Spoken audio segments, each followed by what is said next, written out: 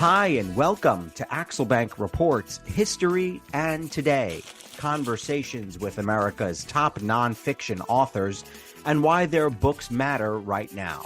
I'm Evan Axelbank, and today we're going to speak with Nathan Masters, the author of Crooked, the Roaring Twenties Tale of a Corrupt Attorney General, a Crusading Senator, and the Birth of the American Political Scandal. This is his first book, but he is a longtime writer of Los Angeles history. He also produces a public TV show on LA history and is seeing his work on America's first policewoman being made into a feature film. So that is super cool. Thanks so much for being here, Nathan. Oh, thanks for having me, Evan. Before we start our interview, I want to invite listeners to our Patreon page to ask for your support in keeping the show going. Go to patreon.com/AxelbankHistory. We will donate part of your contributions to a charity that promotes children's literacy.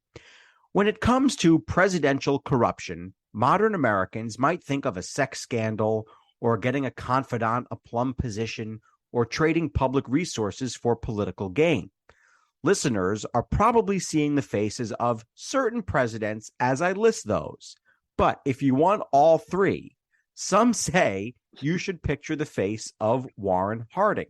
Patronage, bribery, and mistresses were all features of the brief tenure of our 29th president, who served from March of 1921 to August of 1923. But Nathan has a bit of a different take on Warren Harding. So give us the different take. And then the follow-up question is, were you able to figure out why scandals always seem to be hiding around Harding's corner? Well, the different take is that, the general opinion of Warren G. Harding is that if anybody knows, if the general public knows anything about him, they know that he's usually ranked dead last in these presidential rankings, right? And or they close. usually Maybe not dead last, but close. Maybe not close, right? He has some competition for the worst president in U.S. history. Right.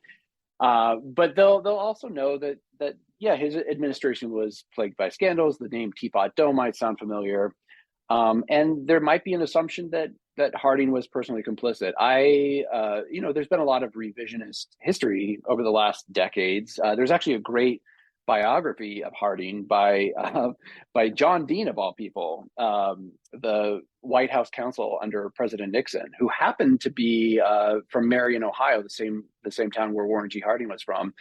Dean's biography is in line with this new revisionist tradition that doesn't really hold Harding personally responsible for the corruption.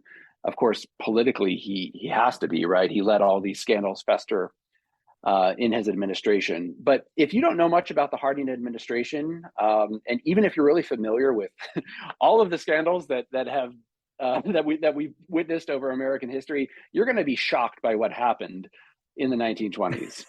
Yeah, no kidding. And what's amazing is I've read a million presidential history books, and I don't know that I've ever heard more than a passing glance of this particular story that you're telling. So I'm going to get into it with this quote here. He said it wasn't his enemies who he had trouble with, but his friends. So the story, as you tell it, begins with a murder. Memorial Day 1923. We're coming up on the anniversary of it, I guess, right? Warren Harding had only a few months to live. Of course, we didn't know that at the time. But a 50-year-old man named Jess Smith had seemingly blown his own brains out, and his head went like a basketball into a trash can. So who was Jess Smith? And maybe even more importantly, who was his roommate? Right. Yeah. So Jess Smith was one of these mystery men, so-called mystery men, who swarmed into Washington when President Harding took office in 1921. He was in the White House constantly, and yet he was also seen with underworld figures. He was exactly what happened was something of a mystery in Washington. But his roommate was the friend that President Harding was alluding to in that quote you just read, a man named Harry Daugherty, who was a good friend of Warren Harding's. In fact, he was his political mentor, engineered Harding's unlikely rise to the presidency and his election in 1920. Jess Smith and Harry Daugherty were roommates. Harry Daugherty was after he got Harding elected president, he claimed as his prize the office of Attorney General, and proceeded to use that to his own personal advantage and also to protect the political interests of his friend Warren Harding. Harding probably didn't object to that at first, but as that quote you read it makes clear, eventually he came to regret appointing Daugherty as Attorney General. All right. So what happens when the body is discovered? Who discovers the body of Jess Smith? And then how does this thing sort of blossom into a scandal?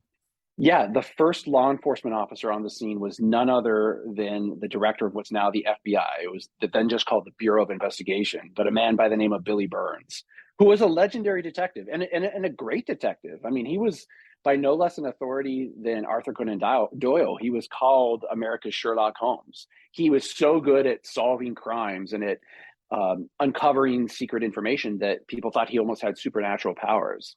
But he also happened to be very good friends with Harry Daugherty. And his number one job, as he saw it, as the director of the Bureau of Investigation, was protecting his friend, protecting the political interests of the Harding administration. So when he showed up on this crime scene, that was his number one goal. He discouraged, even when the local police officers showed up, he discouraged a thorough search of the crime scene. Today, we're used to the FBI and the idea of the FBI as being an agency with many, many tentacles. They do crime investigation. They have an overseas element. They gather intelligence. They do raids sometimes of presidential facilities and presidential homes. They also investigate ordinary Americans sometimes who get themselves into water that's too deep. They do drug enforcement. They serve warrants. But back then, what was the FBI like? Well, the FBI was very different. Yes, it was only 15 years old at the time. It was founded in the waning days of Theodore Roosevelt's presidency, as a way to give the Justice Department more teeth in pursuing antitrust violators and in pursuing the monopolies that Roosevelt wanted to break up, and just in enforcing federal laws on the books. Before the Bureau, the Justice Department had to borrow special agents from the Secret Service. At the time, the Secret Service was sort of the general law enforcement arm of the federal government. But the FBI eventually supplanted it. At the time, the biggest, so it had a lot of the same responsibilities in counterespionage, in just enforcing the general laws of the United States. And at the time, there weren't as many federal criminal statutes, not nearly as there are today. Yeah. The biggest difference between the FBI then and the FBI now, though, was the personnel. Under Billy Burns and Harry Daugherty, the Bureau was willing to take in convicted criminals, was willing to take in shady private detectives. They were more ends-oriented than means-oriented, you might say. And as a result of the events in the book, the FBI really did turn the page and become, in some ways, a better institution, although there was a lot of dirty history that followed. How did President Harding react to this suicide?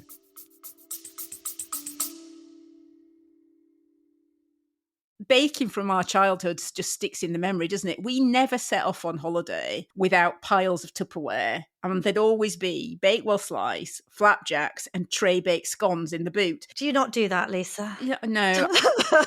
Sadly, I do not stack the Tupperware in the back of the car when we go off on holiday. Oh.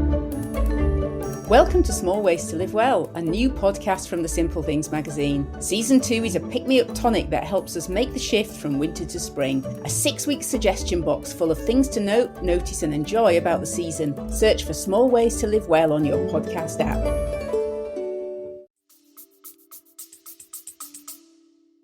Yeah, so President Harding was not exactly surprised because I don't know how much I want to give away here. Yeah, but I don't want you to give away too much. I'm trying to dance around some of the plot here, but right. So it just so happened that Harry Daugherty, the roommate of Jess Smith, was staying in the White House the night that Jess Smith committed suicide at President Harding's invitation, and Daugherty and Smith had recently had a falling out.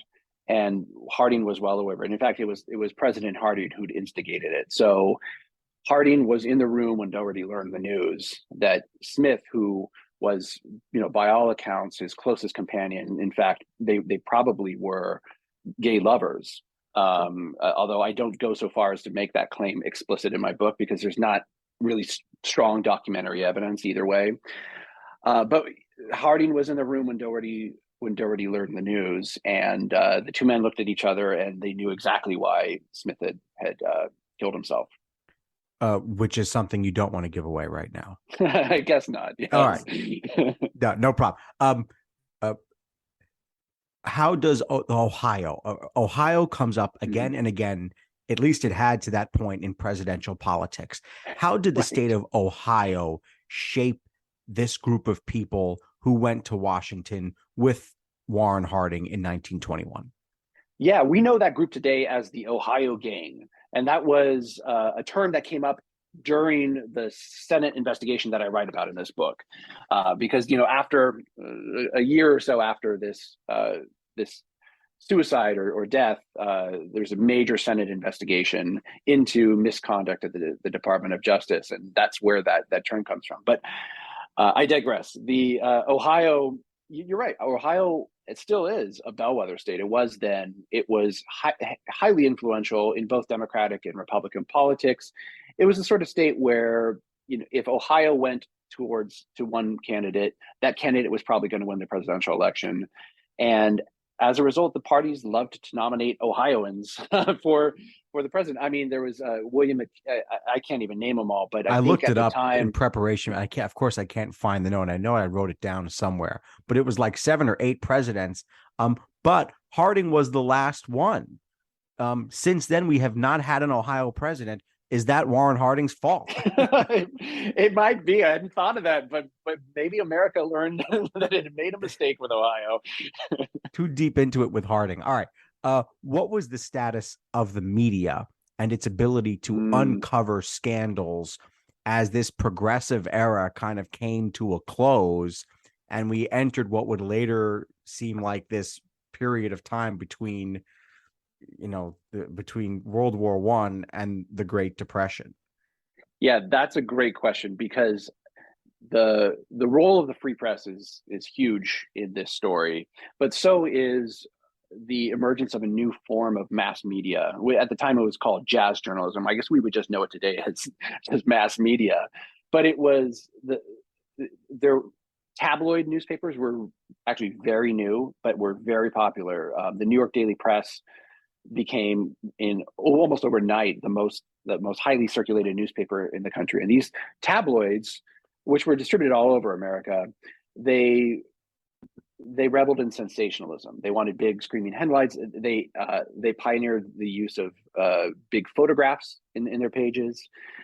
And even the older broadsheet, more established broadsheet newspapers then took a cue from these tabloids, and they went for sensationalism. The newspapers loved sex, crime, sex and crime especially. Those dominated the news cycle then. And when the hero of my book, Senator Burton Wheeler, started digging into corruption in the Department of Justice, he was able to weaponize the press almost he had a very keen sense of what the press wanted to hear, and he used it to his advantage. Before we get to Senator Wheeler, I also Sure. want to set up the Roaring Twenties too.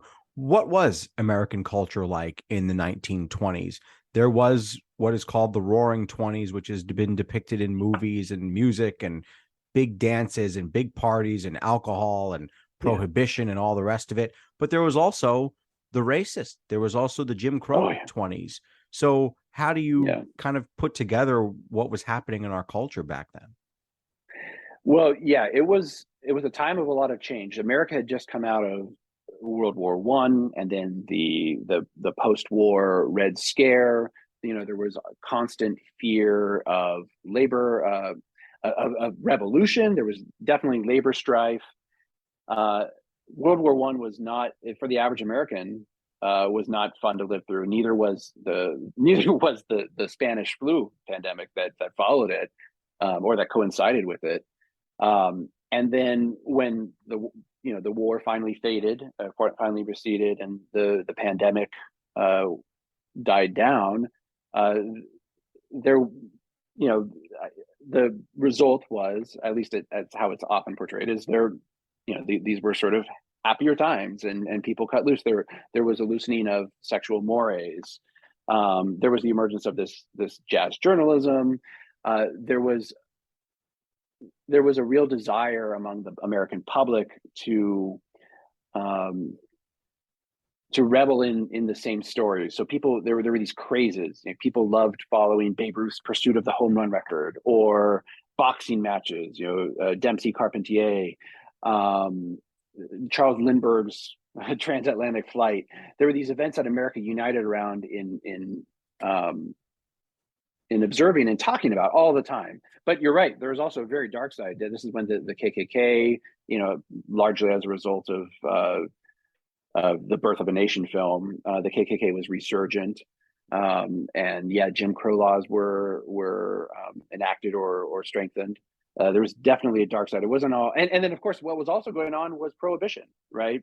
Prohibition had been enacted just recently, and that technically made the sale or distribution of intoxicating spirits illegal.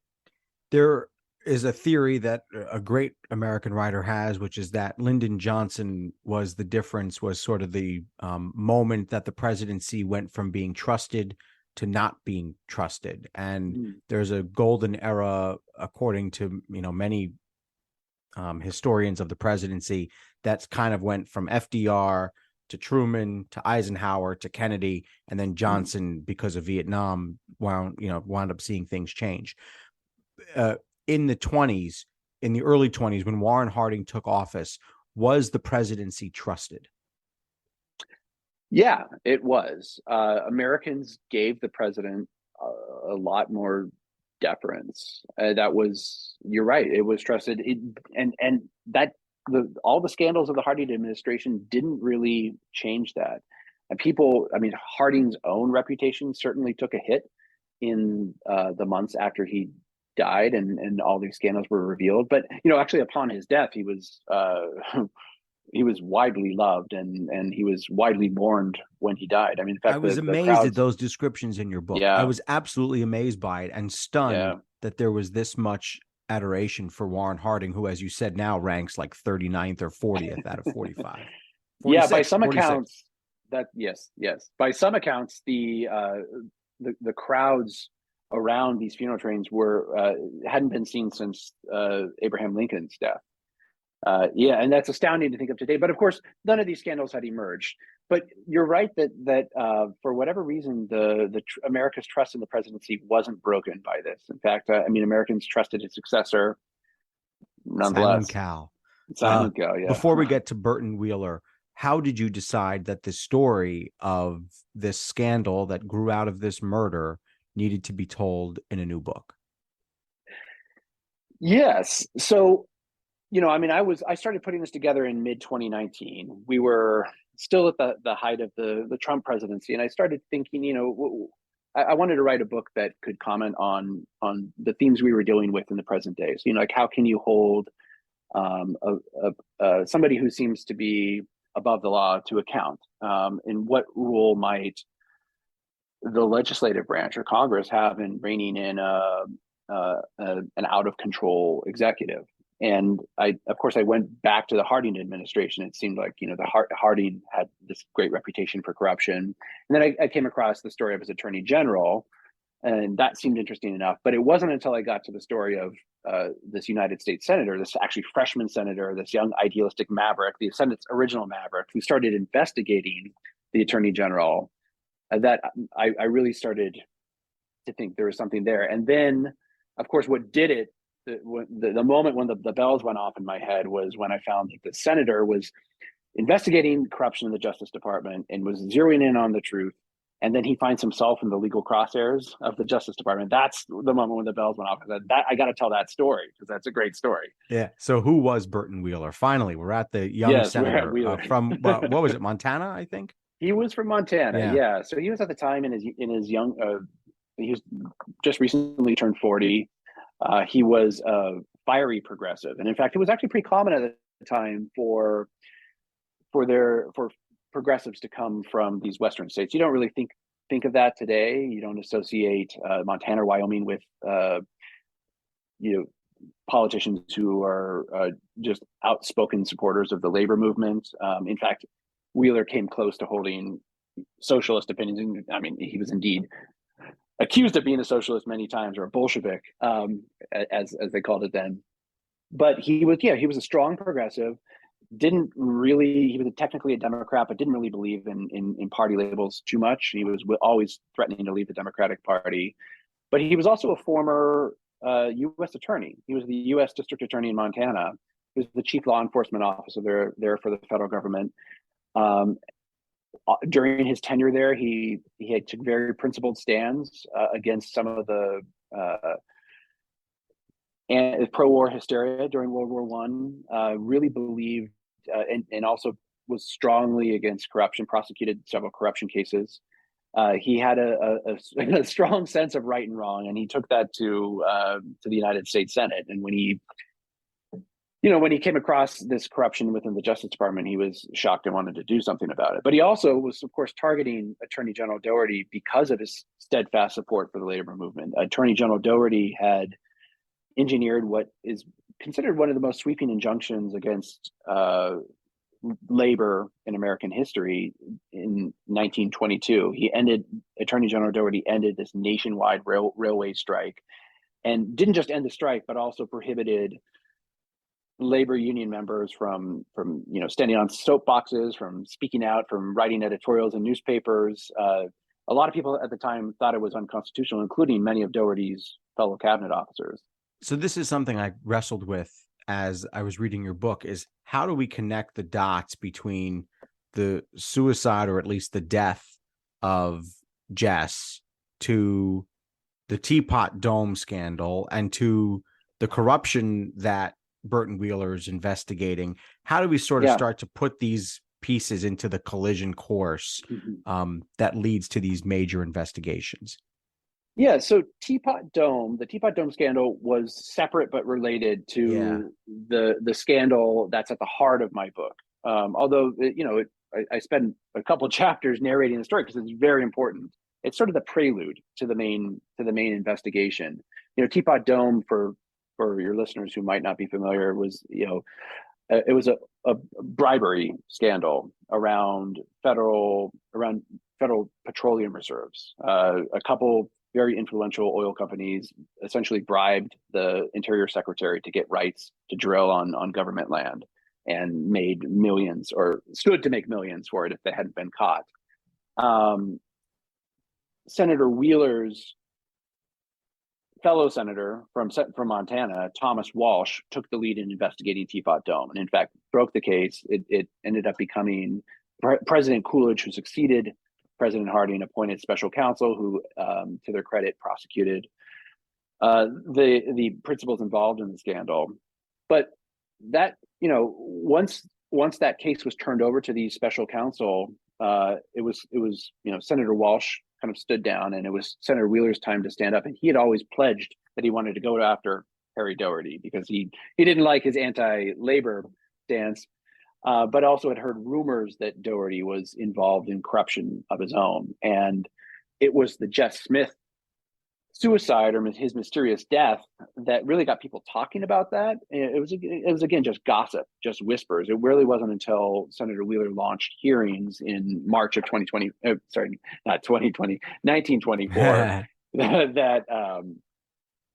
that hard evidence of wrongdoing started coming out. And the hearings are into the way he's running the Justice Department, right?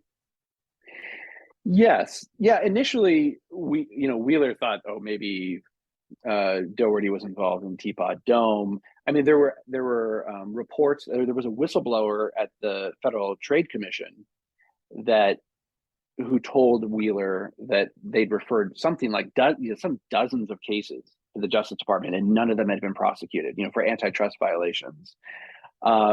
But Wheeler soon learned that there were even more disturbing things going on in the Justice Department, right? Like the Attorney General was using the Justice Department, or using his powers as Attorney General, to line his own pockets. And perhaps even more disturbingly, using the special agents of the Bureau of Investigation to harass his political opponents. How does this resonate today? You said that you were looking for a story, but is there a particular parallel? Well, let me ask the question this way. How should we use this story of Harry Daugherty to inform today's Americans about what they need to be on the lookout for in their own federal government to make sure things are on the up and up? Well, I think, first of all, it's just a helpful reminder that institutions like the FBI and the Department of Justice, they're hugely powerful. They're prone to misconduct. It's right for Congress then and today to use its oversight power robustly, to keep an eye on these institutions. But it's also important to know that as a result of Senator Wheeler's investigation and how he exposed us to the American public, this was the top news story for several weeks. So everybody in America knew what was going on. Everybody in America was shocked that the Attorney General had done this. They never had really cared before about what the Attorney General was doing or what the Bureau of Investigation was doing. But as a result of Wheeler's investigation, they started caring about that. And so Wheeler sort of set these institutions on a better course. There had been no strong norms around political neutrality until then.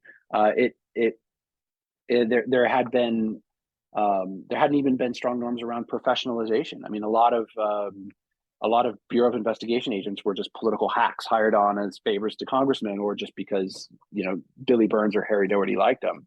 And they would never do that today. I'm just kidding. Yeah. Well, no, I mean, it really has changed. And right. You'll see in Congress today, there are certain members of Congress who are making charges that are very similar to the charges that Wheeler made, that the Department of Justice is being weaponized. But it's the facts at the heart of these allegations are a little different. For our reference and for people's reference who don't spend all their time thinking about the 1920s, what contemporary scandals or what scandals happened after this that people can kind of get their arms around that they may have heard of, and you say, well, this rhymes with what we covered in this book? Yeah, well, Watergate, certainly. Watergate was the next great test of the Justice Department. And, President Nixon tried to use the Justice Department as a political shield. And that really embarrassed, people within the Justice Department. And it led to these norms that had been established in the wake of Wheeler's investigation. It led to those norms being hardened. And so where we get to a point today where the Justice Department, at least in my view, truly does seem to have upholding the rule of law as one of its missions. Whereas in the 1924, the Justice Department was actively undermining the rule of law. How can I don't want you to give too much of the book away, because I'm hoping people will hear this episode and want to hear more from you. But me too. Yeah, I bet. Right. And we have very motivated listeners, by the way.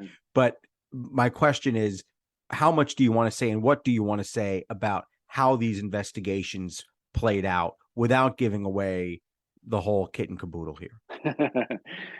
Yeah, well, here's what I'll say is that Wheeler's investigations, they made a splash from the very beginning, right? He sought out sensational witnesses. He sought out the man who killed himself, Jess Smith. He sought out his ex-wife, a woman named Roxy Simpson. He sought out disgraced former Bureau of Investigation special agent, a man named Gaston Means, put them on the stand, made a huge spectacle, and really embarrassed the Attorney General. So the Attorney General, Harry Daugherty, was determined to fight back. So really within a matter of days, Wheeler started hearing rumors that Bureau of Investigation agents were sniffing around Montana for compromising information, for dirt from his past.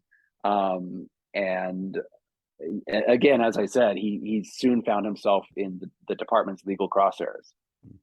Why did you focus so hard? And I can tell when an author does this, you focus so hard on writing a narrative, on writing with a real flair, and making sure that this was a book that people could pick up and read and see as not just a work of history, but a novel. Why did you find that important?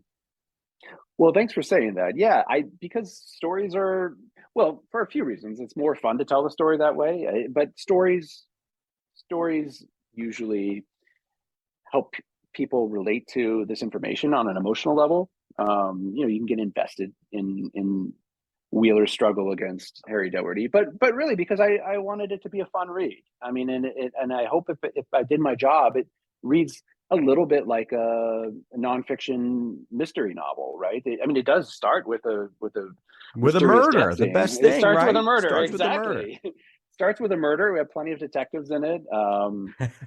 Yeah, I basically I wanted it to be a fun read. Tell us about your work exploring Los Angeles history. What so fascinates you about it? And did you start to find parallels with LA history and the work you were doing for this book? Yeah, so I am the host of a public television show called Lost LA. We're working on our 6th season right now, and we explore Los Angeles history, various subjects, and usually through our. How many episodes have you done? We're closing in on. I think we're going to pass 30 this year. We have short That's awesome. seasons. That's awesome, Yeah. though. That's great. Yeah, go ahead. Sorry. So please tell us about the program. Yeah, no. So it's a great collaboration between this public television station and this university research library that I work at, and the USC libraries. And so we explore LA history through the archives. We try to focus on what the archives can tell us about history. And of course, as anybody who's written a history book will tell you, the archives really are. I mean, that's the raw material for any historical work. And there are connections between Los Angeles and this book. I mean, this book is definitely a national political story. But for instance, one of the 2 oil men involved in the Teapot Dome scandal, a man named Edward Doheny, was from Los Angeles, and his name actually graces the library that I work in. That's pretty funny. Yeah. Did it help you to be an Did it help you? Did your work as an archivist and working on this public television show help prepare you to research and craft this book? Yeah, I mean, I should say I'm not an archivist. I'm just in public programming at the library. But I see. Okay. Yes, because of all this work I've done with the show, I know my way around archives, and I spent a lot of time in archives writing this book or researching this book. I was at the Library of Congress. I was at the National Archives, where I went through just boxes and boxes of Department of Justice records. And I mean, the story's all in there. It was waiting for somebody to find it. Why do you think so many people missed it? Yeah, that's a great question. I think in part the story was eclipsed by Teapot Dome. Right, Teapot Dome just sort of had better branding. It's a really colorful name, and just for your listeners, the Teapot Dome was the name of this rock formation in Wyoming that was inside the Naval Petroleum Reserve that was given to a man named Harry Sinclair. But Teapot Dome just has the better name.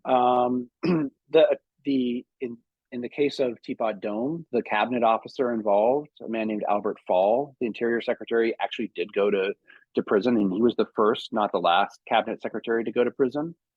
So that story is the one that has been put in all of our history textbooks. It's the one we've all heard about, and this one just sort of fell by the wayside. But I really think it just has. I think this was the right time for the story to be dusted off too, because I do think it has a lot to say about today. There's a lot of concerns today about the erosion of professional norms, the erosion of or threats to the rule of law in America, and this story has a lot to say about that. What is the story of the first female policewoman, and how did you stumble upon it, and who is she? And introduce us to this person who you're going to be exploring in really great detail now. Well, I don't have anything to do with the movie adaptation, unfortunately, but right, you wrote the piece that the movie is based on. Right, it was a magazine story, and actually, I'll be honest, I hadn't heard of her before. My editor said, "Hey."